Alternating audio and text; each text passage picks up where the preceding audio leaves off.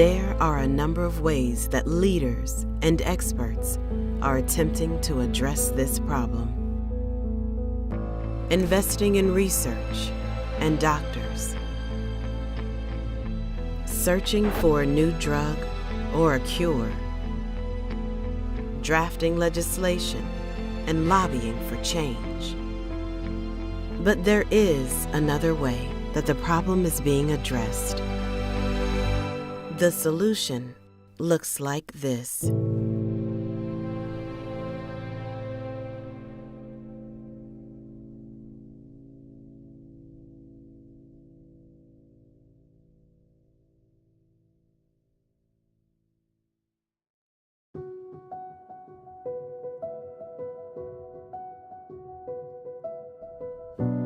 In Africa, about 50% of the population is young, quite young, and the majority of that population is actually female. And we've seen that over the last year in many countries in Africa, most new infections are amongst those young girls, the age from 14 to 24 years. And so for us as an organization that is dealing with HIV and AIDS, it was important that we play a part in ensuring that the new generation does not get infected with HIV and AIDS. Globally, when you look at HIV infection, men versus women are disproportionately affected. Over 30 million people are living with the virus globally, and about 17 million of those are women. That's already a tilt. And in countries like Cameroon, Guinea, and Côte d'Ivoire, that's West Africa now, you'd see that girls were 5 times more likely to contract HIV than boys. It's really important to have conversations that shift the narrative with young women and girls, because we've been quite effective in terms of our advocacy globally to start reducing new infections and messaging around condom use and treatment as prevention, except in this one demographic, young women and girls. And so we needed to come up with something creative that would help young girls negotiate safer sex, understand how important it was for them to stay in school. We needed to start having general conversations about healthcare and put HIV into a pantheon of discussions about sexual and reproductive health and rights. Girls Act is a safe environment for any girl to be mentored, but to also grow internally to build their esteem and confidence for them to face the future as strong people within the society, not as timid girls who don't know where they're heading towards, but as girls who are assertive, irrespective of the environment and the challenges that they are going through.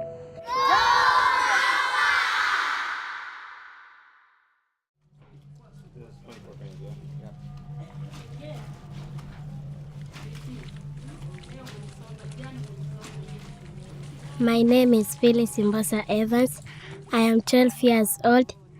I live with my grandparents and my 3 brothers. My favorite memories is when I was young. My mother bought for me a nice bag because I was going to school carrying a paper bag.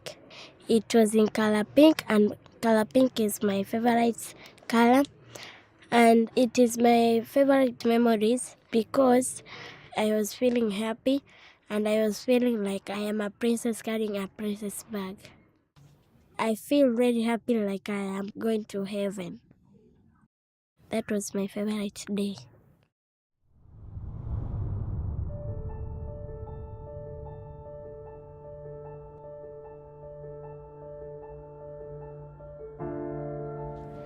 Phyllis huyu alipoanza ugonjwa wake, mimi sikuelewa ni ugonjwa gani.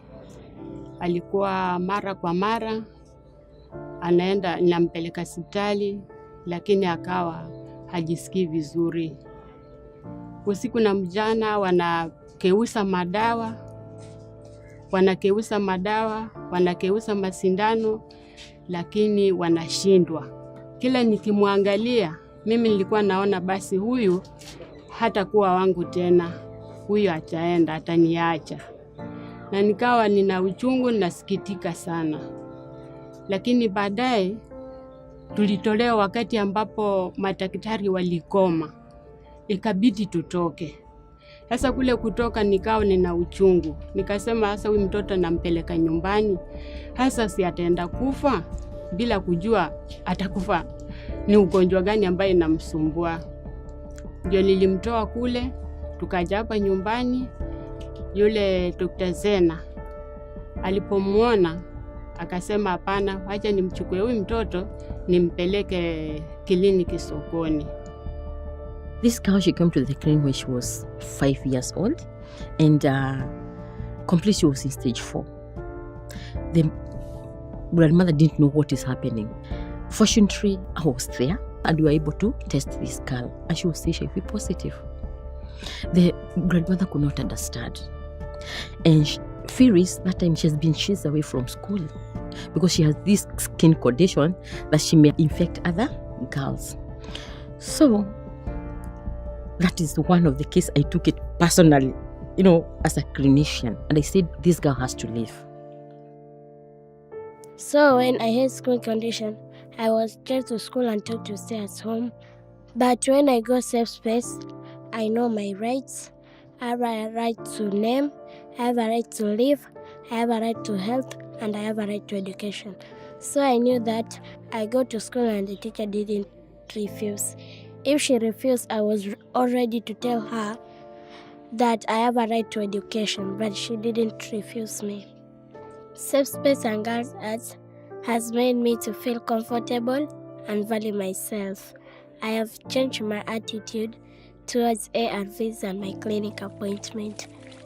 After joining Safe Space, I have not been ill again. Safe Space has been a passion.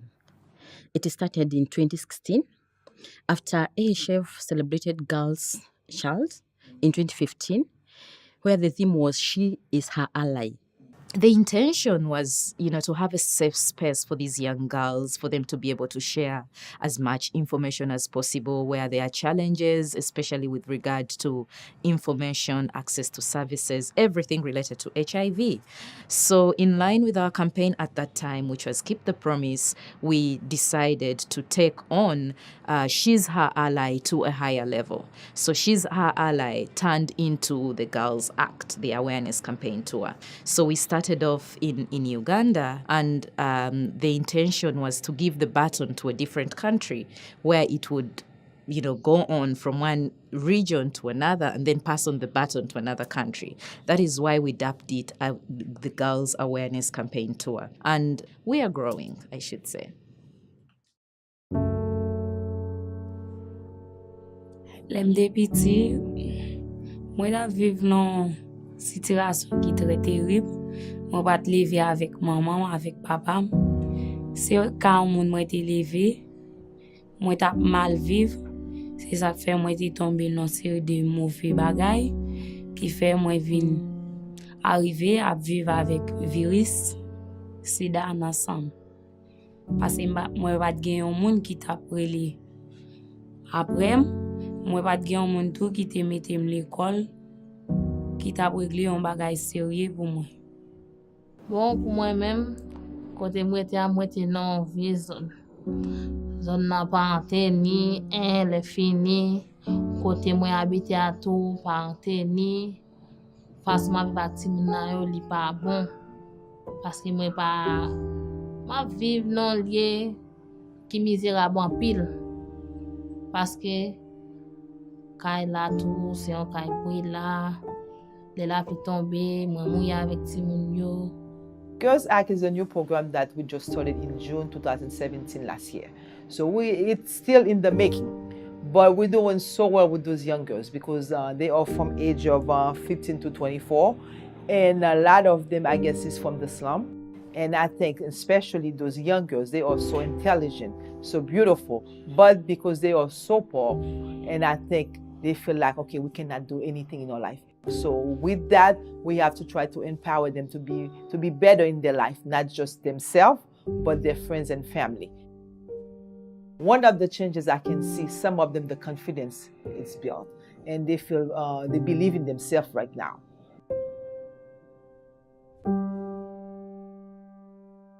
Self-esteem and confidence change a lot. Like, for example, we had one of our girls who went to a pageant.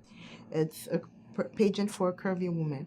So at the beginning, she was a little bit shy. Even though she had kind of self-esteem, it was inside. Like, let's say she was like a flower. She hadn't bloomed yet. So everything was just like closed inside. And then we just worked with her. I spoke a lot with her, telling her, you can't. It's for curvy women. You're curvy, so you have everything it takes. You're beautiful inside and out. So why not give it a try? I said, and if you're not the miss, doesn't matter. At least you're gonna tell yourself, okay, I tried and I did it, and which you did. This is one of our best examples to say that, okay, someone that had like low self-esteem or who didn't thought she could do something like big, and she went and she did it. Support que m'te joine, c'était premièrement AHF qui était un bras droit en quelque sorte parce que dans tout parcours yo m'te toujours joine Wendy qui t'a aidé surtout dans présentation yo et AHF était là donc dans dernier moment tout rab que m'te porté belle robe rouge là, c'était AHF qui t'a fait mon cadeau. Donc tout montée descendre etc. c'était grâce avec AHF. Do you have a message for other curvy ladies? Tap di yo continuer aimer tête yo, considérer tête yo jan yo e a pas fait que grosseur yo tourne yon handicap ou bien yon défaut, pas quitter moun minimiser nous. Donc, remettre nous, viser pour plus devant et faire ça que nous aimons faire. C'est tout. Merci.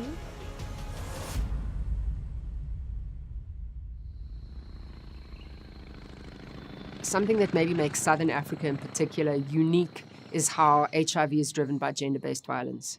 And often the rapes that happen in South Africa, unfortunately, are very physically violent. There may be gang rapes. 1 in 6 rapes in South Africa is a gang rape.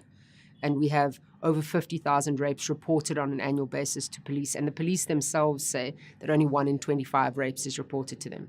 And part of what we do with Girls Act is we speak to young men about that, about positive masculinity and positive role modeling, rather than you have to express your masculinity and your manhood through violence and hyperaggression.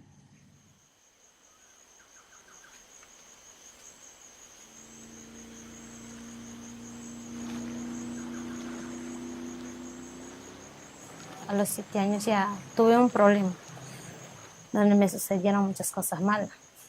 El problema se trató de que cuando tenía 7 años vivía en mi casa. Allá celebran todos los años el festival del Tobada, que dicen. Ya. En ese tiempo estaban celebrando eso. Y en esa época todos los vecinos, todos se fueron al centro de la ciudad donde estaban celebrando eso. Y simplemente habíamos quedado las 3 hermanas, mi hermana mayor y la menor. Y yo tenía 7, mi hermana mayor tenía 12 y la menor tenía 5 añitos recién. Y ahí estábamos las 3. Era eso de la 1 a 3 de la madrugada, no me acuerdo bien. Llegó mi tío. No sé si estaba drogado o borracho, simplemente llegó. Me intentó abusar de mi hermana. Y si mi hermana no se dejó porque era mayor, ella salió. Y al ver eso, intentó abusar de mi hermana menor. Entonces yo viendo eso de ahí, no lo dejé, me metí. Le agarré a mi hermana menor y me salí corriendo. Y cuando le vi eso, simplemente alcancé a alcanzarle a mi hermana mayor, que le llevé a la pequeña. Entonces yo me quedé ahí mi tío me agarró y me metió al cuarto. Y ella abusó de mí sexualmente. Y esa época, por el miedo y el temor, no le dije nada a mis padres. Le pedí a mis hermanas que se callen también. Y les dije, y pasó eso. Y cuando nos enteramos que mi tío se puso mal porque tenía VIH, entonces decidimos hablar con mi mamá, con mis padres. Y me llevaron al doctor después de 1 año ya. Me llevaron y salí positiva con VIH. Tuve una adolescencia casi con mucha tristeza, cólera, rabia de todos. no me acercaba casi a nadie, era bien solitaria, quería estar sola, que nadie esté cerca de mí. Eso es lo que más me dolió. Y de allí me fui a vivir con mi hermana, porque cuando se enteraron que yo tenía VIH en mi familia, como que me discriminaban la mayoría. Hasta mi mamá llegó a discriminarme y eso me dolió bastante. Y mi hermana dijo, ella es mi hermana. No importa lo que ella tenga, es mi hermana y va a estar conmigo. Si ustedes no le quieren, yo lo puedo tener. Y me fui a vivir con mi hermana. Y luego me puse mal, me enfermé horriblemente porque no seguía con los tratamientos. Y tuve que venir a Iquitos a los 11 años ya. Vine para acá y encontré a personas maravillosas, personas que sí me enseñaron qué es el amor, personas que me acogieron como si fuera parte de su familia. Y hasta el día de hoy aprendí muchas cosas con las personas que vivo. Tuve errores, pero sobresalí adelante de nuevo. Y sigo acá.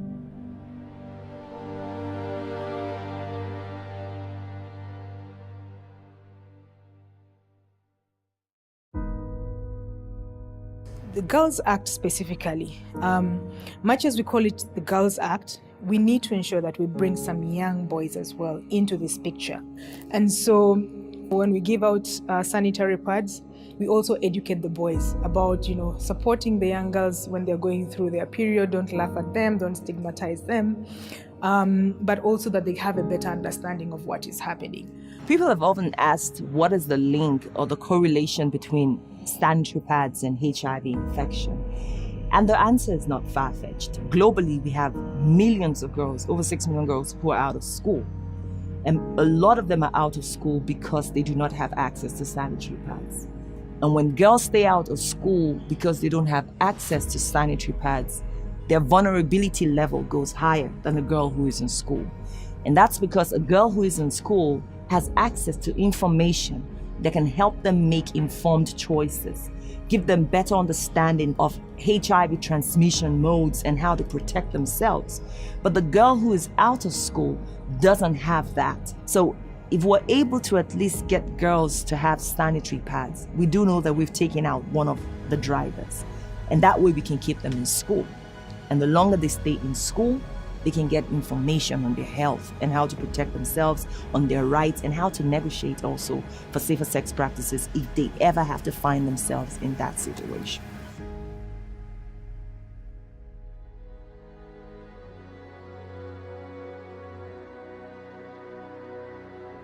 What gives me hope right now is the fact that young people now have the agency to move forward.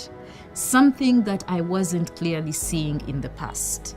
You find young people being able to speak for themselves, act for themselves, and make demands for themselves. And I feel that if we continue on the same trend, I see light at the end of the tunnel right now.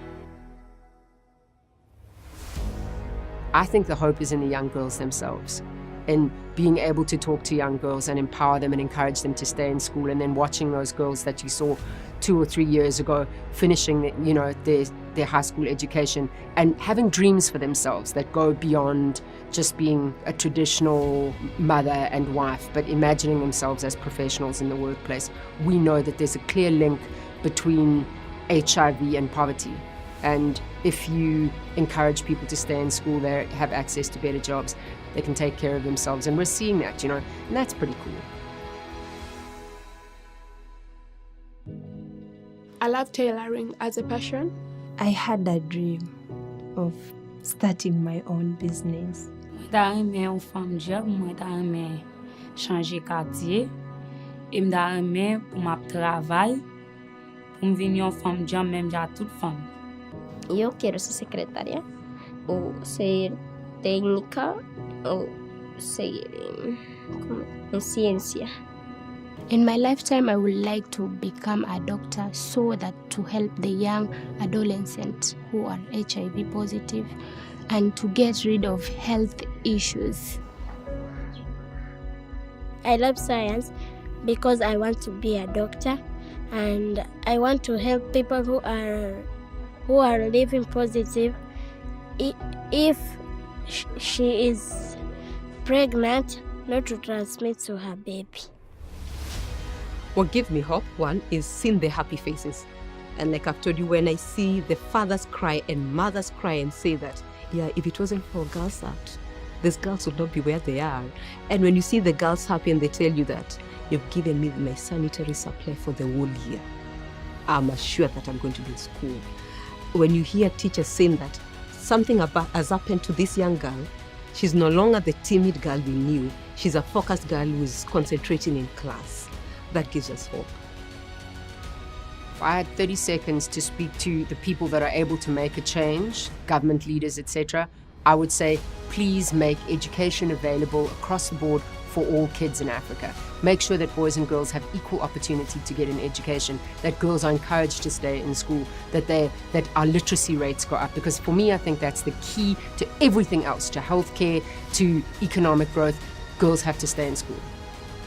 I'll just say, we are all equal and we should fight the spread of HIV, because if I'm positive, I say it stops with me.